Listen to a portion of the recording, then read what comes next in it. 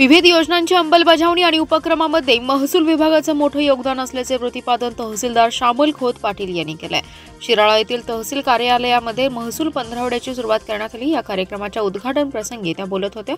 यावेळी निवासी नायब तहसीलदार हसन मुलानी, महसूल तहसीलदार राजेंद्र पाटील, निवडणूक तहसीलदार राजाराम शिंदे, शशिकांत सूर्यवंशी, सचिन बने, संजय देवकर, दिलावर संदेश, शरीफ मुल्ला, सागर पाटील, दीपक चव्हाण उपस्थित होते। तहसीलदार श्यामल खोत पाटील पुढे म्हणाले की विविध योजनांमध्ये समाजातील प्रत्येक घटक सहभागी होत आहे।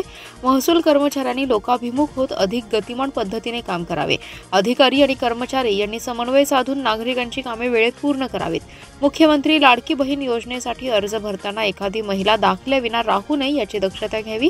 यावेळी नाते रक्ताचे परिवार व शिराळा तहसीलदार कार्यालय यांच्या वतीने रक्तदान आणि आरोग्य शिबिराचं आयोजन करण्यात आलं होतं। प्रारंभी तहसीलदार श्यामल खोत पाटील यांनी महसूल पंधरवड्यात कशा प्रकारे विविध उपक्रम आणि कार्यक्रम घ्यायचे याची माहिती कर्मचाऱ्यांना दिली आहे।